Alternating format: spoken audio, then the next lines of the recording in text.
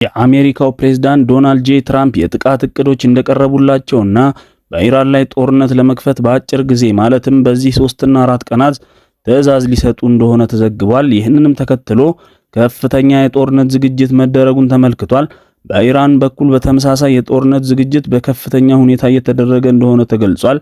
ሰላም ጤና ይስጥልን፣ እንደምን አላችሁ? የዛሬ ሰበር ዜናዎችን ይዤላችሁ መጥቻለሁ።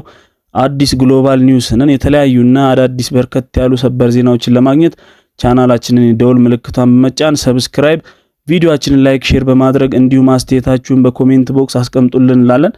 ወደ ዜናው ስናመራ በቅድሚያ ሲኤንኤን ከኢራን ዋና መዲናና ቴህራን አገኘሁት ያለውን መረጃ ጠቅሶ ከፍተኛ የሆነ የወታደራዊ ዝግጅት እንዳለ አመልክቷል። ጉዳዩ በቀጠናው የሚገኙ ሀገራትን ጭምር ከፍተኛ ጭንቀት ውስጥ ከቷቸዋል። ዳግም በኢኮኖሚያቸው ላይና በተለይም በመሰረተ ልማቶቻቸው ላይ ከፍተኛ ውድመት ያመጣው ጥቃት ዳግም ሊጀመር መሆኑ በጉዳዩ ዙሪያ ሰፊ ዝርዝር መረጃዎችን ማስደምጣችሁ ነው የሚሆነው። በሌላ በኩል በጦርነቱ ጉዳይ በአሜሪካ ሕገ መንግስት ላይ ያለው ነገር ከፍተኛ የሆነ ክፍተት እንደተፈጠረበት ዘግቧል። ይኸውም በአሜሪካ ሕግ መሰረት የአሜሪካ ፕሬዝዳንት በሌላ ሀገር ላይ ጦርነት ካወጁ ከ60 ቀናት በኋላ የኮንግረሱን ወይም የፓርላማቸውን ፍቃድ ሳያገኙ በጦርነት ውስጥ መቆየት እንደማይችሉ ይደነግጋል። ይህንን ተከትሎ ታዲያ የህግ ክፍተቱን በተመለከተ ተንታኞች እየገለጹ ይገኛሉ። የፕሬዝዳንት ዶናልድ ጄ ትራምፕ አስተያየትና ምልከታ እንደሚያስረዳው ከሆነ ጦርነቱ በተኩስ አቁም ስለቆመና ጦርነቱ ለአጭር ቀን ስለተካሄደ ገና 60 ቀን አልሞላውም፣ ማካሄድ ይችላለሁ፣ በእኔ ትዕዛዝ ላይ ናቸው። ጉዳዩ ከፍተኛ የሆነ የመነጋገሪያ አጀንዳ ሆኗል። በአሜሪካ ውስጥ በዝርዝር የምታዳምጡት ሌላኛው መረጃ ነው። በሌላ በኩል የኢትዮጵያ ፌዴራል መንግስት በደቡብ አፍሪካ ኢትዮጵያውያን ላይ እየደረሰ ያለውን ጥቃት አስመልክቶ በውጭ ጉዳይ ሚኒስቴር በኩል መግለጫ ተሰጥቷል።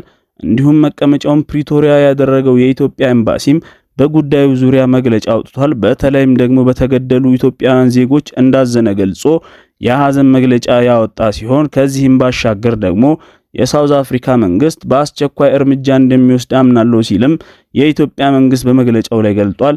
ጉዳዩንም የተከታተለ እንደሆነ ገልጿል። በጉዳዩ ዙሪያ ሰፋ ያለ ዘገባ አስደምጣችኋለሁ። ወደ ዝርዝር መረጃዎቹ አለፍኩ፣ አብረን እንከታተለው። በቅድሚያ የመካከለኛው ምስራቅ ጦርነት በሚጀምርበት ሁኔታ ፕሬዝዳንት ዶናልድ ጄ ትራምፕ ከጦር አዛዦቻቸው ጋር 45 ደቂቃ የፈጀ ሚስጥራዊ ስብሰባ ማድረጋቸውን አሜሪካው አክሲዮስ የዜና ወኪል የተሰኘው ታዋቂው የአሜሪካ የዜና አውታር ከፍተኛና ለአሜሪካ ፕሬዝዳንት ዶናልድ ጄ ትራምፕ ቅርበት ካላቸው ባለስልጣናት አገኘሁት ያለውን መረጃ በመጥቀስ እንዳለው የአሜሪካው ፕሬዝዳንት ዶናልድ ጄ ትራምፕ ከአሜሪካ ከፍተኛ የጦር መሪዎች ጋር 45 ደቂቃ የፈጀ ሚስጥራዊ ስብሰባ አድርጓል ተብሏል። በዚህ ስትራቴጂካዊ በተባለ ሚስጥር ውይይት ላይ የአሜሪካ ማዕከላዊ ህዝብ ሴንትራል ኮማንድ ዋና አዛዥ የሆኑት አድሚራል ብራድ ኩፐር እንደተገኙና የጦር ኃይሎች የጋራ ኢታማዦር ሹም ሊቀመንበር የሆኑት ጀነራል ዳንኬን ተገኝተዋል ተብሏል። አዛዦቹ የትራምፕ አስተዳደር ዳግም ስለሚጀምረው የኢራን ጦርነት ጉዳይ ጥብቅና አስቸኳይ ስብሰባ ማድረጋቸው የተዘገበ ሲሆን ስብሰባው ለ45 ደቂቃ የተካሄደ መሆኑን ጠቅሶ ጦርነቱ በምድር በአየር ወይስ ዳግም በእግረኛ ሰራዊት የሚለው ላይ ሰፊ ውይይት እንደተደረገበትም አመልክቷል። ስለ አዳዲስ ወታደራዊ ዘመቻዎችም ለፕሬዝዳንቱ ሰፊ ማብራሪያ ቀርቦላቸዋል ሲል ነው አክሲዮስ የዜና ወኪል በዘገባ ያመለከተው። ይህ ወታደራዊ እቅድ ዝግጅት ክለሳ እየተካሄደ ያለው የትራምፕ አስተዳደር ከኮንግረስ ምንም አይነት ይፋዊ የጦርነት ፍቃድ ሳያገኝ ወታደራዊ እርምጃዎችንም መውሰድ የሚችልበት የ60 ቀናት የፕሬዝዳንቱ የጊዜ ገደብ በዛሬው ዕለት በተጠናቀቀበት ወቅት ላይ መሆኑን ጉዳዩን ይበልጥ አሳሳቢ አድርጎታል። ይህንን የአሜሪካ የውስጥ የፖለቲካና የህግ አግባብ እንዲሁም የጦርነት መቀጠልን በተመለከተ አልጀዚራ ያነጋገራቸውን ታዋቂው የአሜሪካ ህገ መንግስትና የዓለም አቀፍ ህግ ምሁር እንዲሁም የቀድሞ የአሜሪካ ምክትል ጠቅላይ አቃቢ ህግ ብሩስ ፌን የጦርነት ስልጣን ውሳኔው የኮንግረስ ፍቃድን ሳይጠይቁ ወደ ጦርነት ለመግባት የቆረጡትን ፕሬዝዳንቱን ለመገደብ ያለው አቋም እጅግ አጠያያቂ መሆኑን አብራርቷል። ሐሙስ ዕለት አንድ የትራምፕ አስተዳደር ከፍተኛ ባለስልጣን ፕሬዝዳንቱ ያለ ኮንግረስ ይሉኝታ ጦርነት የማካሄድ ስልጣናቸው የሚያበቃበት የ60 ቀናት ቀነ ገደብ ዋዜማ ላይ ናቸው ብለው ነበር። በሚያዝያ ወር መጀመሪያ ላይ በተደረገው የተኩስ አቁም ስምምነት ምክንያት በኢራን ላይ የሚካሄደው ጦርነት አብቅቷል ሲሉም ተደምጠዋል። ይህ ባለስልጣኑ ንግግር የሚያመለክተው ፕሬዝዳንት ትራምፕ በኢራን ላይ ለሚያካሄዱት አዲስ ወታደራዊ እርምጃ ከኮንግረሱ ህጋዊ ፍቃድ መጠየቅ አስፈላጊ እንደሆነ መገለጹን ተከትሎ ነው። በመጨረሻም የፕሬዝዳንት ትራምፕ የኮንግረሱን ጦርነት እንዲያውጅላቸው ለምን አልጠየቁም ብላችሁ ራሳችሁ መጠየቅ አለባችሁ። ልክ በቪየትናም ጦርነት ወቅት ምንም አይነት የጦርነት አዋጅ እንዳልነበረው ሁሉም አሁንም ቢሆን ፕሬዝዳንቱ ድምጽ እንደሚያጡ ስለሚያውቁም ጥያቄውን አላቀረቡም በማለት ሞግቷል። ፌን አክለውም ትራምፕ በህዝብ ተወካዮች ምክር ቤትም ሆነ በሴኔት አብላጫ ድምጽ እያላቸው ለምን ጥያቄውን አላቀረቡም በማለት ከጠየቁ በኋላ ምክንያቱም እንደሚሸነፉ ጠንቅቀው ስለሚያውቁ ነው ሲል መልሷል። ጉዳዩንም ሲያብራሩ በተለይም ኮንግረሱ በተቀበለው የኑርንበርግ የዓለም አቀፍ ስምምነት ህግ መሰረት እኛ አሜሪካውያን አሁን የተሰማራ ነው ወንጀል በተሞላበት ጥቃት ጦርነት ውስጥ ነው በማለት ገልጸውም አሜሪካ በኢራን ላይ የከፈተችው ጦርነት ወንጀል ነው ሲሉ ክፉኛ ያኮንነውታል። በዚሁ የአልጀዚራ ሰፊ ዘገባ ላይ ብሩስ ፌን የጦርነት ስልጣን ውሳኔውን ታሪካዊ ዳራና ህገ መንግስታዊ ውስብስብ ሲያብራሩ ውሳኔው እንደ አውሮፓውያን አቆጣጠር በ1973 ሲያጸድቅ እኔ እዚያው ነበርኩኝ፣ በብዙ መልኩ እጅግ የተምታታና ግልጽነት የጎደለው ነው በማለት ገልጸዋል። ይሁን እንጂ አንድ ተራ አዋጅ በማያሻማና በተጨባጭ ጥቃት ካልተሰነዘረብር ከሰላም ወደ ጦርነት የሚደረግ ሽግግርን ማጽደቅ የሚችለው ኮንግረስ ብቻ ነው በማለት የአሜሪካ ከህገ መንግስት ላይ የበላይነት ሊኖረው እንደማይችል አስገንዝበዋል። ኢራን በአሜሪካ ላይ ምንም አይነት ጥቃት እንዳልሰነዘረችና ጦርነት እንዳልከፈተች ያስታወሱት ፌን አሜሪካን በኢራን ላይ የከፈተችው ዘመቻ በድጋሚ ወንጀል የተሞላበት የጥቃት ጦርነት ሲሉ ጠርተውታል። የህግ ውስጥ ያሉትን አደገኛ ቀዳዳዎች ሲያብራሩ ፕሬዝዳንቱ ለ37 ደቂቃዎች ያክል ፈንጂ አልጣልንም፣ ስለዚህም ጦርነቱ አብቁታል ብለው በማወጅ የ60 ቀናቱን የጊዜ ቆጠራ እንደገና ዜሮ ላይ አድርገው ዳግም ጦርነቱን ሊያስጀምሩ ታስበዋል በማለት የህጉን ክፍተት አጋልጠዋል። በውሳኔ ውስጥም ሰዓቱ መቼ እንደሚጀምርና መቼ እንደሚቆም የሚገልጽ ምንም አይነት ድንጋጌ የለም ሲሉ የህጉን ድክመትንም አብራርተዋል። ይህ የፖለቲካና የህግ ውዝግብ በዋሽንግተንና በቴህራን መካከል እያደገ ባለበት ወቅት የሁለቱ ሀገራት ወታደራዊ ኃይሎች ቀጣዩን የጦርነት ምዕራፍ ለመጀመር በከፍተኛ ዝግጅት ላይ መሆናቸውን የዲፕሎማሲና ወታደራዊ ጉዳዮች ተንታኝ የሆኑት አሌክሳንደር ሁዲስቴንም ለአልጀዚራ የዜና ወኪል ነግረውታል። ተንታኙ እንደሚያብራሩት ከሆነ አሜሪካና ኢራን አሁን የተገኘውን የተኩስ አቁም የውጊያ የእረፍት ጊዜ በመጠቀም ወታደራዊ አማራጮቻቸውን ዳግም እየገመገሙና ለአዲስ ጦርነት እየተዘጋጁ ነው ብለዋል። አንድ በኩል ተፋላሚዎቹ ወገኖች ተገቢና ወደፊት እየገሰገሰ ያለ ድርድር እያደረጉ መሆናቸውን ሁለቱም ሲናገሩ ይደመጣል። የዲፕሎማሲ ጥረቶቹም ያልቆሙ ይመስላል። ነገር ግን ድርድሩን የሚያከሽፍ ከሆነ ሁለቱም ወገኖች ጠንካራ የሆነ ወታደራዊ አማራጮችን ለመጠቀም የራሳቸውን ዝግጅት አጠናቀዋል ብለዋል።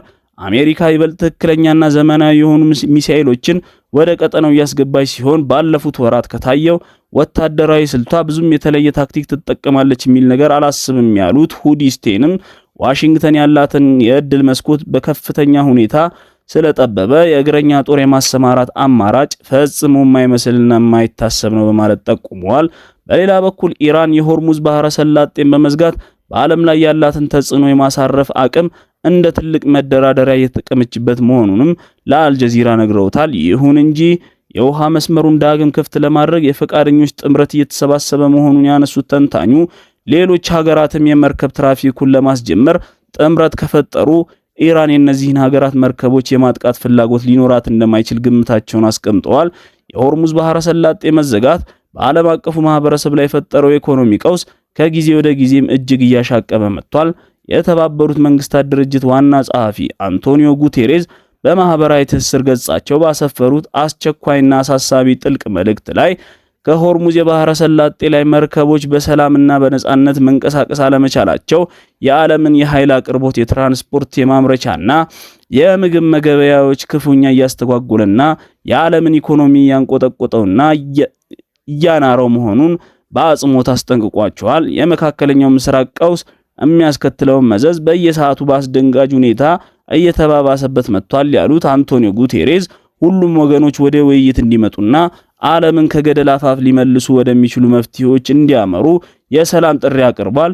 የዓለም አቀፍ የዲፕሎማሲ መድረክ የፕሬዝዳንት ዶናልድ ጄ ትራምፕ መጪው የቻይና ጉብኝት ዋሽንግተን በኢራን ጦርነት ዙሪያ የሚያስተላልፏቸው ወታደራዊና ፖለቲካዊ ውሳኔዎች ላይ የራሱን ከፍተኛ ጥላ ሊያጠላ እንደሚችል የአሜሪካ ዋና ሚዲያዎች በስፋት እየዘገቡ ይገኛሉ።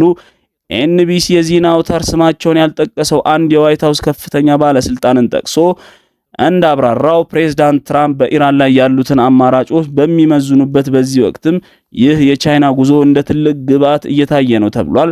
ጦርነቱ ሲጀምር በአሜሪካ በኩል ተራዝሞ የነበረውና አሁን ለግንቦት 14 እና 15 ቀን ቀጠሮ የተያዘለት ይህ የቻይና ጉብኝት ዋይት ሃውስ ዳግም ሊያራዝመው የማይፈልገው እጅግ ከፍተኛ ቅድሚያ የሚሰጠው ጉዳይ መሆኑን ባለስልጣኑ ለሲኤንኤን አረጋግጠዋል።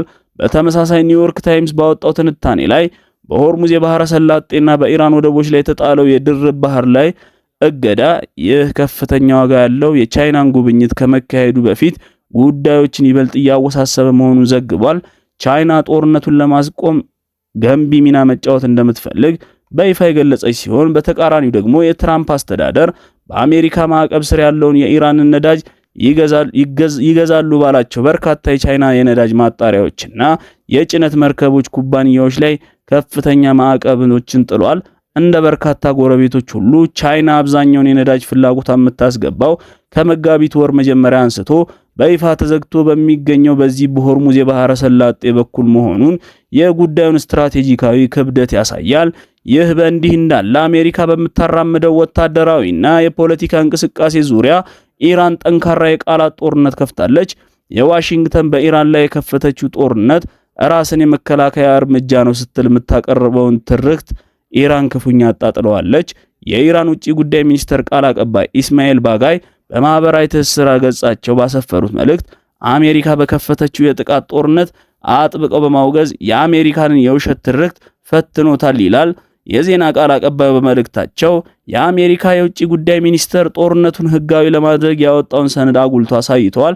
ሰነዱ ዩናይትድ ስቴትስ በዚህ ግጭት ውስጥ የተሳተፈችው በእስራኤላዊ አጋሯ ጥያቄና ለጋራ ራስን መከላከል ሲባል እንዲሁም ዩናይትድ ስቴትስ ራሷ ያላትን ተፈጥሯዊ ራስን የመከላከል መብት ተግባራዊ ለማድረግ ነው ይላል።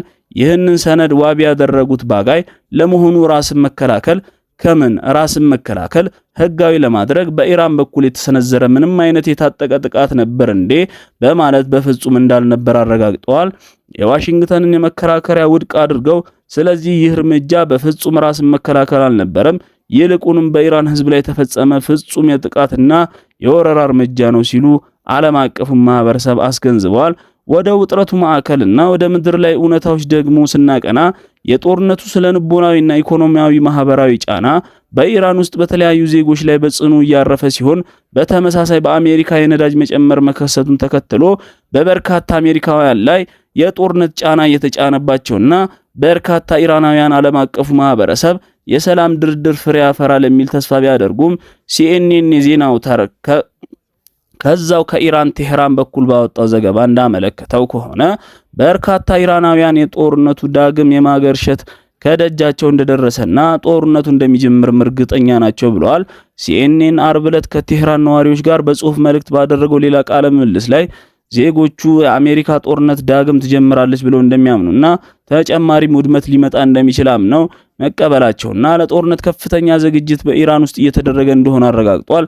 በጦርነቱ ምክንያት ከባለቤቷ ጋር ስራዋን ያጣችው አንዲት በ40ዎቹ የዕድሜ ክልል ውስጥ የምትገኝ ኢራናዊ ሴት ለሲኤንኤን ቴሌቪዥን በጽሁፍ መልእክት ስትናገር አሁን ያለው የተኩስ አቁም አይመስልም ብላለች። በየቀኑ ጫናው እየጨመረ ነው።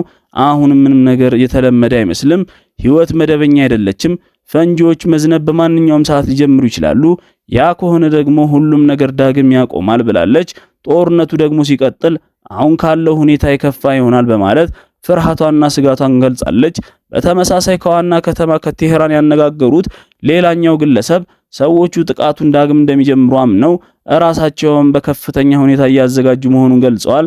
ሰዎች እነዚህን አሰቃቂ ነገሮችም ሲደርሱባቸው ዝም ብለው እንደሚመለከቱ ተመልካቾች አይነት የባዕድነትና የመነጠል ስሜት እየተሰማቸው ሲሆን ይህም እጅግ እንግዳ የሆነ ስሜት ነው ይላሉ ግለሰቡ። በዚህ የሽግግርና የጥበቃ ጊዜ ውስጥም ሁሉም ሰው የዕለት ህይወቱን ለመግፋት እየሞከረ ነው ብለዋል። በ20ዎቹ የእድሜ ክልል መግቢያ ላይ የምትገኘው ሌላኛዋ ወጣት ጦርነቱ እንደገና እንደሚጀምር ስታስብ ምንም ማድረግ እንደማትችል እንደሚሰማትና ለሲኤንኤን ተናግራ ዝም ብሎ ከመቀመጥ ጦርነት ሲመጣ ደግሞ ከሁኔታው ለማምለጥ ጥረት ከማድረግ ውጪ ምንም አይነት አማራጭ የለንም ብላለች። ይህ በዚህ እንዳለ የመካከለኛው ምስራቅ ተጽዕኖ ፈጣሪ ሀገር የሆነችውና በኢራን ሚሳኤሎች በከፍተኛ ሁኔታ የተደበደበችው የተባበሩት አረብ ኤምሬቶች ዛሬ ባወጣችው መግለጫ ኢራን በሆርሙዝ ላይ እምነት ሊጣልባት አይችልም ስትል ነው መግለጫ ያወጣችው። የተባበሩት አረብ ኤምሬትስ በዛሬው ዕለት በሰጠችው መግለጫ በሆርሙዝ ወሽመጥ ዙሪያ የምታደርገው ማንኛውም የአንድ ወገን ውሳኔ ኢራን ላይ ሊጣል እንደማይችልና ኢራንን ከዚህ በኋላ ማመን እንደማትችል አስታውቃለች። ይህን የኢራን ጦርነትን ለማስቆም የሚደረገውን ጥረት አስቸጋሪ አድርጎ ለመቆየቱ በሁሉም ወገኖች ዘንድ ያለው ጥልቅ አለመተማመንና የሚያሳይ ነው ብሎታል። ቢቢሲ በሌላ በኩል በቀጠናው ጦርነት ሊቀሰቀስ እንደሚችል እሙን መሆኑን ተከትሎ ዩናይትድ አረብ ኤምሬትስ ዜጎቹ በአስቸኳይ ከኢራቅ ከኢራንና ከሊባኖስ በአስቸኳይ እንዲወጡ አስቸኳይ መግለጫ ገልጻለች። የሀገሪቱ የውጭ ጉዳይ ሚኒስቴር ባወጣው አስቸኳይ መግለጫ በአሁኑ ወቅት በቀጠናው ባለው ሁኔታ ለመረጋጋት ተመልሶ እንደሚመጣ እሙን ሆኗል ያለችው የተባበሩት አረብ ኤምሬትስም በዚህ የጉዞ እገዳ ተጥሏል ብላለች። በእነዚህ ሀገራት ውስጥ የሚገኙ ዜጎችም በፍጥነት ወደ ዩናይትድ አረብ ኤምሬትስ አገራቸው እንዲመለሱ ማሳሰቢያ ሰጥቷል። የተባበሩት አረብ ኤምሬትስ የውጭ ጉዳይ ሚኒስትሩ በመግለጫው ላይ የሚሰጣቸው መመሪያዎችና ምክሮች በሙሉ ማክበር አስፈላጊና የማያሻማ መሆኑን ገልጸዋል። እንደ ራያን አቆጣጠር ከ2021 እስከ 2025 ባለው ጊዜ ውስጥ የተባበሩት አረብ ኤምሬቶች ወደ ሊባኖስ እንዳይጓዙ ክልከላ ነበር። እገዳው የተነሳው ባለፈው ዓመት ግንቦት ወር ላይ የነበረ ሲሆን የካቲት 21 ቀን 2018 ዓ.ም የአሜሪካና እስራኤል በጋራ በመሆን ኢራን ላይ ጦርነት ከከፈቱ በኋላም ግጭቱ ወደ ሊባኖስና ኢራቅ መዛመቱ አይዘነጋም። ሊባኖስና እስራኤል የተኩስ አቁም ላይ ቢደርሱም አሁንም በደቡብ ሊባኖስ የሚፈጸመው ጥቃት ግን እንደቀጠለ ነው። በሌላ ዜና የሐዘን መግለጫ ተሰጥቷል። ዜጎችም ጥንቃቄ እንዲያደርጉ የኢትዮጵያ ኤምባሲ መግለጫ አውጥቷል። በደቡብ አፍሪካ በሚገኙ ኢትዮጵያውያን ላይ የሚሰነዘረው ጥቃት እልባት እንዲሰጠውና ጥቃት አድራሾቹን በአስቸኳይ ተጠያቂ እንዲሆኑም መጠየቁን የኢትዮጵያ ውጭ ጉዳይ ሚኒስቴር ገልጿል። በፕሪቶሪያ የሚገኘው የኢትዮጵያ ኤምባሲም በበኩሉ በኢትዮጵያውያን ላይ ጥቃት እየደረሰ መሆኑን ገልጾ የሀገሪቱን መንግስት በአስቸኳይ እርምጃ እንዲወስድም ባወጣው መግለጫ ጠይቋል። በደቡብ አፍሪካ የሚገኙ ኢትዮጵያውያን በተለይም ባለፉት ሳምንታት የግድያ ጥቃት እየተፈጸመባቸው መሆኑን እየገለጹ ሲሆን ከሰሞኑም ለመገናኛ ብዙሃን ቃላቸውን እየሰጡ ኢትዮጵያውያን እንደገለጹት ባለፉት 3 ሳምንታት ብቻ 7 ኢትዮጵያውያን መገደላቸውን ገልጿል። የኢትዮጵያ የውጭ ጉዳይ ሚኒስቴር ችግሩ መከሰቱን በይፋ ገልጾም የደቡብ አፍሪካ መንግስት ለጉዳዩ እልባት በአስቸኳይ ትኩረት እንደሚሰጥ እምነት አለን ሲሉ ገልጸዋል። የሚኒስትሩ ቃል አቀባይ ነቢያት ጌታቸው በደቡብ አፍሪካ ከዚህ ቀደም ይህ ችግር ተገስቶ ነበር፣ አሁንም በድጋሚ አገርሽቷል በማለት አስታውሰዋል። በሚያሳዝን ሁኔታ ዜጎቻችን እንደሌሎች የውጭ ሀገራት ዜጎች የዚሁ ችግር ሰለባ ይሆናሉ ብለዋል። ፕሪቶሪያ ውስጥ የኢትዮጵያ ኤምባሲ አለ። እጅግ በጣም በርካታ የኮሚኒቲ አባላት አደረጃጀቶችም አሉ። ፕሪቶሪያ ውስጥ የኢትዮጵያ ኤምባሲ አለ። እጅግ በጣም በርካታ የኮሚኒቲ አባላት አደረጃጀቶችም አሉ ያሉት ቃል አቀባዩ ችግሮችም ሲያጋጥሙ ከአደጋ ራሳቸውን እንዲጠብቁ ጥሪ ያቀርባሉም ብለዋል። የሚያስፈልገው ጥበቃና ከለላ እንደሚደረግም በመንግስት በኩል ጥያቄዎች መቅረባቸውንም ገልጸዋል። የደቡብ አፍሪካ መንግስትም ይህንን ችግር እልባት እንደሚሰጥና ጥፋተኞችንም ተጠያቂ እንደሚያደርግ ሙሉ እምነት አለን ሲሉም ገልጸዋል። አምባሳደር ነቢያት አክለው እስከዚያ ግን ዜጎች ከተለያዩ ጥቃቶች ራሳቸውን እንዲጠብቁ በኤምባሲ በኩል አስፈላጊውን ጥረትና ትብብር እየተደረገ ነው በማለት ገልጸዋል። ክቡራን አድማጮች ለሰዓቱ የነበሩ ዜናዎች እነዚህ ናቸው። ቪዲዮአችንን ላይክ፣ ሼር በማድረግ እንዲሁም ሐሳብ አስተያየታችሁን ኮሜንት ቦክስ ላይ አስቀምጡልን። ቻናላችንን ደግሞ ሰብስክራይብ ያድርጉን እንላለን። በቀጣይ እስከምንገናኝ ቸር እንቆይ።